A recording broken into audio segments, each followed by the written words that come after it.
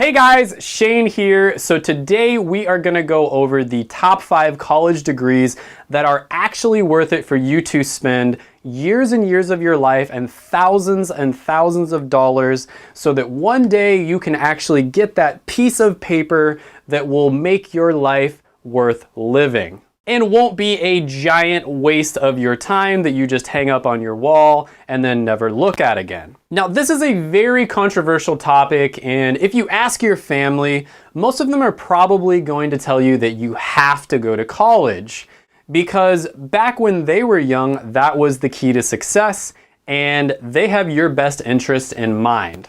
And I mean, can you really blame them? College has been a part of the American dream for decades. But if you look on YouTube, or honestly a lot of different places on the internet, most creators are going to tell you that college is pretty much not worth it. Now, we've all heard the stories about the successful college dropouts turned billionaires and how they would have been even more successful, even faster if they never went to college. And while there may be some truth to this, I do think that this is a little bit misleading. Take Mark Zuckerberg for an example. So if Mark Zuckerberg never went to Harvard, he probably would have never been able to start Facebook. So Facebook started off as a site that only college students could join. You needed an email that ended in .edu that you could only get if you went to college. Plus, let's be realistic here. Not everyone can be a billionaire. And honestly, do you even want to be a billionaire? I mean, these guys work like 120 hours a week. Like, work is all they think about. They're just totally focused on work. They're basically robots that just work all the time. A study by the Journal of Nature Human Behavior showed that basically your happiness doesn't really increase above, depending on what metrics you use, $75,000 to $95,000 a year. But the truth is that many majors today are just complete scams, and you will probably never be able to get to that $75,000 to $95,000 a year mark. And even if it's your passion in life, you would probably be better off just studying it on your own without ever going to college. And there are countless examples out there of people who end up going 6 figures into debt and they can't even find a job. And if you don't believe me, then go ahead and take a trip to your local Starbucks and just ask them what degree they have. And I'm not trying to on baristas, honestly. Like, I've actually talked with many of them, and they're smarter and more educated than I am by a long shot, but they still work as baristas and they make pretty much minimum wage. Because the truth is, only about 25 to 27% of college majors have a job that is actually related to the major that they spent years of their life in order to get. But if you are really smart and you do your research, you can choose a major that is going to be something that is extremely in demand, and it's going to set you up for your whole life.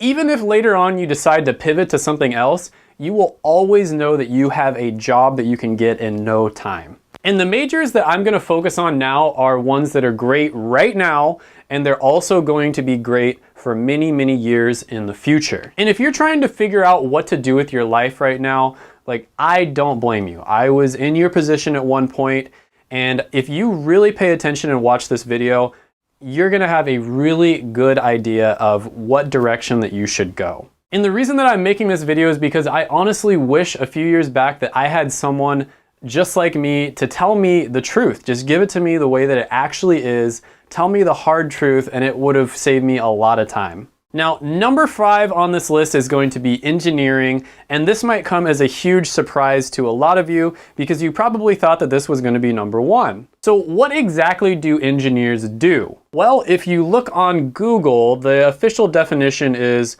someone who applies the principles of science and mathematics to develop economical solutions to technical problems. Okay, so that was a lot of words, so let me try to kind of simplify this for you. Engineers are basically the middlemen between science and the real world. They have to have a really good understanding of the science behind why things work, and then they basically apply that to the real world in a cost-effective and efficient way. Now, a few examples of engineering degrees that make the most money are going to be obviously petroleum engineering, and then any type of engineering degree that involves software, coding, or technology. And you kind of want to steer clear from some of the other majors like mechanical engineering or civil engineering, unless you have like a big passion for it and you're very, very good at it. Those are a little bit more saturated, and it's a little harder to get a job. Now, some of the cons of being an engineer: it's very, very difficult. Probably one of the hardest majors that you can do. It's heavily science and math based. So you have to be very, very good at math and science. And then another thing, and this could be probably a good or a bad thing, is that it's always changing and you have to basically be able to keep up with the latest developments and technology. So the pros of being an engineer is that it's very difficult. And what does that mean? It means that not a lot of people can do it. And so there's a huge barrier to entry for others who want to try to get into engineering. For this reason, engineering will never become fully saturated, and you'll pretty much have a job for the rest of your life. Now, another pro is, of course, I already mentioned it, it pays very, very well. Not all of the engineering degrees pay six figures right off the bat, but pretty much all of them you can easily work your way up to six figures. It'll just take a few years. Now, another pro is that there is a lot of room for growth, and you can always evolve and expand in your career. If you want to take on more of a management position, you want to be like a project manager, you can go in that direction. Or if you think there's like an evolving technology that you have a lot of passion for, or you think there's a lot of opportunity there, you can specialize in that and go in that direction. So number 4 on the list is going to be human resource management. And this is another great career that anybody can get into, because just about every company on the earth needs people that have these skills. So the definition of human resource management is pretty complicated, honestly, but it's basically just how a company manages the people who work inside of the company so that they can get the most out of them, the most efficiency without, getting sued or something like that. Hey, send me that link to the monkey sex video. I'm going to forward it like it's hot. Yes! And more companies are realizing that it's incredibly important to put their employees first, treat their employees well, and that way the employees will, make you more money, they'll be more efficient, they will, treat customers well, and it just turns out to be a really good long-term strategy. And it's important to also note that human resource managers are the ones who do the hiring and the firing, and they're also the ones that make sure that the company doesn't get sued or fined. If I had a gun with 2 bullets and I was in a room with Hitler, Bin Laden, and Toby, I would shoot Toby twice. The thing that makes HR so important is that basically all big businesses in any industry that you go into need HR personnel. And I actually know of several different professionals that ended up pivoting and going into HR because there was such a high demand for HR managers. No, God! So the cons of HR, well, first of all, you're gonna have a really heavy workload. You're kind of like the glue person in a company, and so there's just a ton of different stuff. There's always going to be something that you need to do at any given time. And the second thing is you have to fire people, which sucks because you might have to fire people that you really like. And then of course the third thing is office politics. There's going to be a lot of office politics when you get into HR, and you are going to have to be the mediator when people have issues with each other. You're going to have to sit down with both parties and kind of like talk it out. And that can get probably like pretty annoying. So the pros of HR is that you get to interact with a lot of people. You're going to be hiring people, you're going to be doing performance reviews, you're going to be attending a lot of meetings. So if you are an extroverted person, this is probably a very, very good career path for you to get into. The second pro for HR is you're always going to have something to do. So if you are the type of person who really likes your day to go by super fast, you just want to show up to work, do a bunch of work, and then all of a sudden, it's the end of the day and you get to go home, this is going to be another career that's going to be great for you. And then of course, the third thing is the very, very attractive salary. So number 3 on the list is going to be business majors, but this one does have a caveat to it. you do have to specialize if you go into business. So you don't want to just get like a general business major, you do need to specialize in something. And a really good example of one that you could specialize in would be a sales manager.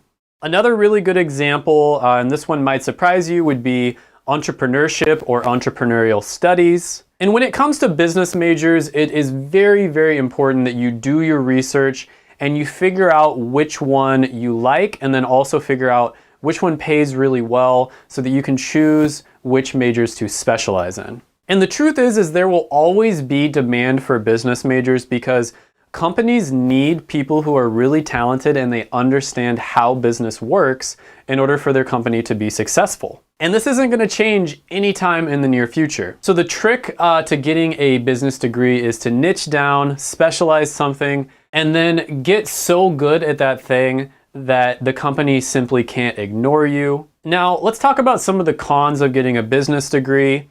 If you're not careful, you might end up in a corporate office job, which can get really, really boring. You know, you'll end up like at a cubicle. If you're lucky, maybe you have your own office, but you'll basically be just like sitting at a desk all day long, and that can get really boring over time. The second thing is a lot of companies have really rigid structures and they don't give you a lot of freedom. So if you're someone who's extremely creative, business major, you can still go into it, but you do have to really do your research and figure out which companies give their employees more creative freedom. Now, another thing about being a business major is this major is notorious when you get hired by companies for having extremely competitive and cutthroat environments. Everybody's going to be going for the job promotion. A lot of people are going to be, want to be leaders on certain projects, and a lot of people are going to want to, take credit when one project goes well,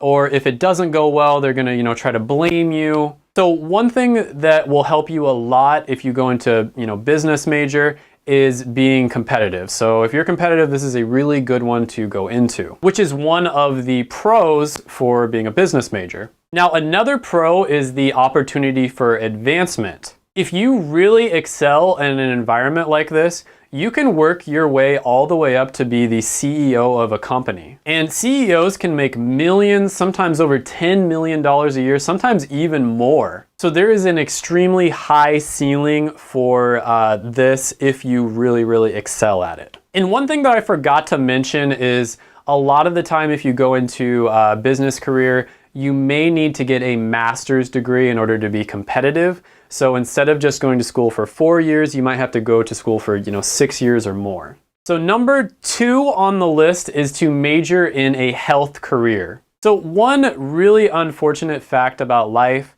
is that we are all going to get sick at some point and have health issues, and that is just never going to change. But this means that there will always be demand for healthcare professionals. And one really good example of this would be health services management, where you're basically kind of just like a CEO or a high-level executive of a hospital or a clinic, and you just make sure that things run, the hospital or clinic makes money, but you also make sure that everything happens in an ethical way that is the best thing for the patients who come into that facility. Recent research by the American Association of Medical Colleges has shown that by 2030, there will be a shortage of probably over 100,000 doctors. And it's not much different for nurses and other healthcare professions. And on top of that, healthcare is becoming more and more complicated with different laws changing and new demands in the profession. And if you choose a career in healthcare, it's pretty safe to say that you will pretty much never go without a job, and you'll be able to live very comfortably pretty much anywhere you want to in the United States. Now, a really good website that you can use to do research on different health careers, because some are better than others, is explorehealthcareers.com. This is actually the website that I used to choose my profession, which is I'm a pharmacist, and it'll give you a really good general overview of different careers that you can look into. So you could maybe make a list of 10 different health careers that you're very interested in, and then go ahead and just, call people who actually work in those careers and then ask them about it. Now, some of the cons of, pursuing a career in health is you are going to get worked really, really hard, because if somebody is sick, you have to take care of them. Even if, you don't want to work those extra hours, it's sort of an ethical dilemma. You have to take care of them. And if a bunch of other people call out sick, you still have to take care of them. You can't just shut your doors. And the second thing is you end up seeing people at their worst. So a lot of the time people come in and they're sick. They've gone through a really crappy process of going through our medical system. And by the time they get to the pharmacy, for instance, they're in a very, very bad mood and they can go off on you. They can be extremely rude on you, and it can be a really, really rough environment to be in. And then another thing is this ethical dilemma of, business versus health. So this is a huge, huge issue in this day and age. A business has to make money in order to continue to survive. But when it comes to, health and that sort of thing, it can be a little bit of an ethical dilemma on how much money the business can make. And for that reason, there's a lot of regulations and there's a lot of laws and red tape. Some of it needed, and then some of it probably not as necessary. Now, the pros of healthcare is that you will always have a job. I mean, you can pretty much go anywhere you want in the United States, and within a short amount of time, you can find a job if you choose a healthcare degree. And another thing is you get to make a real impact. I mean, if you are good at your job, you are helping people at some of the lowest points of their life, and you can truly go home at night and say that you made an incredible impact on people's lives, which is very, very underrated.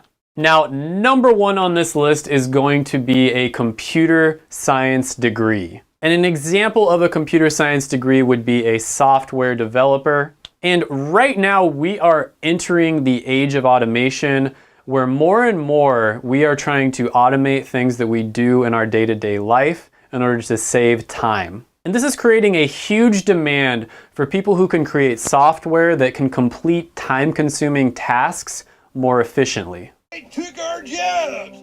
Yeah, they took our jobs! They took our jobs! And I strongly believe that in the next 50 years, probably the most valuable skill that you can have is either being able to automate something or streamlining a process, and that is exactly what computer science teaches you. Software developers are making six figures right out of college easily, and if you're willing to move to a big city like San Francisco, Seattle, you can easily get up into the $200,000 to $300,000 a year range within a few years. And on top of the lucrative salary, companies will fight tooth and nail in order to get you to be one of their employees. And this means that you can pretty much live wherever you want. Just look at what Google offers their employees. I mean, the offices look like freaking playgrounds. You get amazing benefits. You get free food, free coffee, free entertainment. You can take a break in the middle of the day and do yoga or whatever you want. It is insane. And if you're willing to job hop, and that is basically where you move from job to job every few years, you can basically get companies to start a bidding war, and they will all just fight over you. And they'll be like, oh, I'm gonna pay you, $180. No, I'm gonna pay you $190, $210. And that way you can increase your salary to the $200 to $300K a year range a lot faster. Now, a few of the really hot subjects to learn about right now are going to be machine learning, artificial intelligence. You're going to want to get into maybe like virtual reality or augmented reality. And right now, there are pretty much no cons to getting into this. This is the perfect time to get into this major. The only cons I can think of is, you do have to spend a lot of time staring at a computer screen, which we already spend a lot of time doing that, right? And then the other thing is if you want to get paid extremely competitively, you will have to live in certain, big tech cities like Seattle, Austin, San Francisco area, Silicon Valley. You probably will want to live in those areas. So this does round out the list, but I do want to mention that there are a few key things, no matter what area you go into, that you need to do your research on. You want to look up the average salary because this is going to tell you what companies are willing to pay for this specific skill set, this specialized knowledge that you go to college in order to get. And the second thing you want to look up is job satisfaction.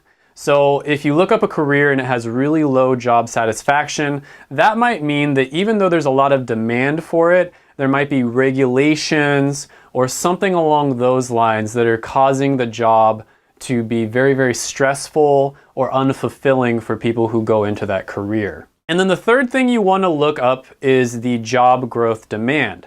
So you're basically just going to look up, how many openings there are going to be in the next 10 years versus how many people there are to fill those openings. It's pretty obvious.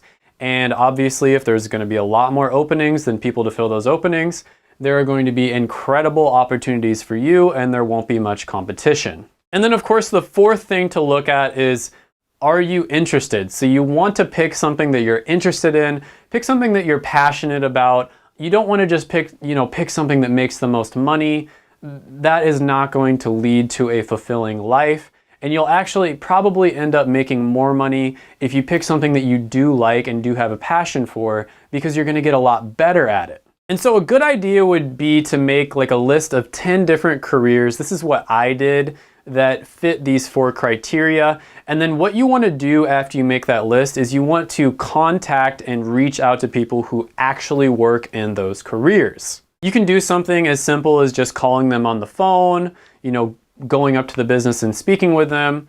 And then you can also ask them to shadow, which is where you basically go and just kind of hang out with them for the day just to see what they do on a day-to-day basis.